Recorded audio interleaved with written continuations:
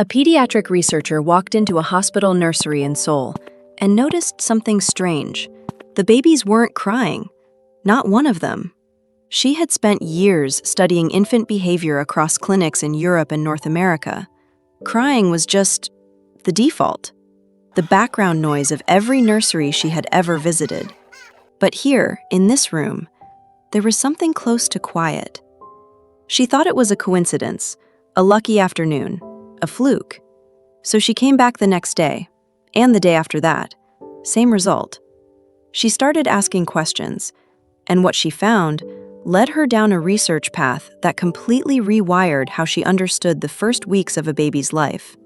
This is that story, and by the end of it, you'll have something you can use tonight. Let's start with the numbers. A 2017 cross-cultural study published in the Journal of Pediatrics ranked infant crying rates across 28 countries.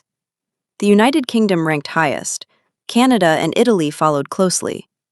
And somewhere near the bottom of that list, with some of the lowest infant distress rates in the developed world, were East Asian countries, including South Korea.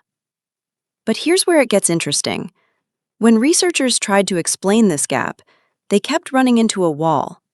It wasn't genetics. It wasn't formula versus breastfeeding. It wasn't hospital protocols or birth practices. It was something that happened after the baby came home. It was what Korean mothers did in the first weeks and months that almost no Western parenting manual had ever documented, let alone explained. Korean parenting is built on a concept so old, it doesn't have a perfect English translation. The word is Nunchi. Nunchi is the art of reading a room, of sensing what someone else needs before they say it out loud. In adult life, it's considered one of the most essential social skills a Korean person can develop. But what many Western researchers didn't realize until recently is that Nunchi begins in the nursery. Korean mothers practice Nunchi with their newborns from day one. Not just in emotional moments, not just when things go wrong. Constantly, quietly, as a form of ongoing attunement. While Western parenting models are largely built around the cry-response cycle, baby signals distress, caregiver reacts. Korean parenting collapses that cycle almost entirely. The goal isn't to respond to the cry. The goal is to make the cry unnecessary. And the research suggests it's working. Korean mothers practice something called Salmatam, which loosely translates to skin meeting skin. But the philosophy runs deeper than what the West calls skin-to-skin contact. It's not just physical proximity, it's communicative proximity. Korean mothers are taught, often by their own mothers and grandmothers, to read their baby's body, the way you would read a face, the tension in a tiny fist, the flare of a nostril, the way a baby's back arches slightly before a hunger cry ever forms, the micro changes in breathing that happen 60 to 90 seconds before emotional overwhelm sets in. This isn't mystical. This is neuroscience. Research from the University of British Columbia found that caregivers who maintain close, consistent physical contact with their newborns develop significantly faster pattern recognition for pre-cry signals. Their brains literally rewire to detect earlier and earlier cues. Korean parenting traditions have been training mothers to do exactly this for generations, long before the neuroscience had a name for it. In Korean culture, the first 100 days of a baby's life are called Paek-il. The 100th day is celebrated as a major milestone, historically because infant mortality made surviving that period significant. But the ritual left behind something profound, a cultural mindset that the first 100 days are sacred time. During Paek-il, Korean mothers traditionally observe something called sanhujori, a postpartum recovery and care practice that keeps both mother and baby in a protected, low-stimulation environment for weeks after birth. And here's what the data shows happens during that window. When babies spend their first weeks in low-noise, low-stimulation environments with a single, consistent caregiver, not rotating visitors, not loud households, not screens, their cortisol baselines are measurably lower by week 6 than babies raised in high-stimulation environments. Lower cortisol baseline means a more regulated nervous system. A more regulated nervous system means fewer escalating distress responses.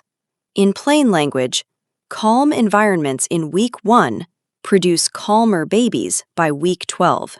The Korean tradition got there centuries before the stress hormone research did. Western feeding culture has historically been clock-based. Feed every 2 hours. Feed on schedule. Feed when the baby cries. Korean traditional practice is different. It's read-based. Mothers are taught to watch for what researchers now call hunger pre-signals. The rooting reflex, the mouth movements, the hand-to-mouth gestures that appear 5 to 15 minutes before a baby reaches true distress-level hunger. A 2019 study from Seoul National University's Pediatrics Department found that mothers who responded to pre-signal hunger cues rather than full crying had infants with significantly lower rates of colic, feeding anxiety, and nighttime waking by the end of the 3rd month. The baby who is fed before the cry never learns that escalation is necessary to get needs met. The nervous system never practices that pathway, and over weeks, that pathway weakens. You don't need to overhaul your parenting. You need 3 shifts. First, the morning body read. Before you feed your baby in the morning, spend 90 seconds just looking. Don't move toward feeding yet. Watch. Learn their resting face, their resting posture. The more you know their baseline, the faster you'll detect deviation. This is Nunchi, and you can start practicing it in under 2 minutes. Second, the pre-signal window. The next time your baby is hungry, try catching the first signal rather than the loudest one. Set a timer. Learn the gap between their first mouth movement and their first cry. That gap is your window. Work inside it consistently, and within weeks, you'll notice fewer escalations. Third, protect the first 100 days. Not perfectly, not the way Korean tradition prescribes, but reduce the stimulation load where you can. Fewer visitors in week 2. Quieter afternoons. Less screen noise in the background. Give your baby's nervous system the room to find its baseline before the world starts competing for their attention. Korean parenting isn't a technique. It's a philosophy rooted in something every culture once knew and somewhere along the way forgot. Babies don't cry because they're broken. Babies cry because crying is the last tool they have left. Every cry is a signal that arrived too late to be caught another way. Korean mothers and grandmothers and great-grandmothers before them built a tradition around catching it earlier.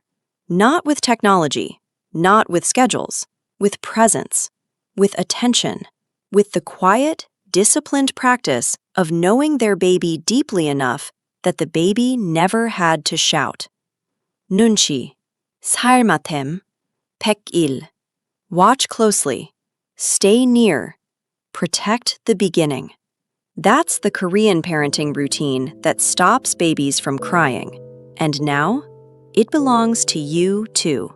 If this changed how you see your baby's first weeks, subscribe. Every week, we go deeper into the real science of how your baby's world actually works.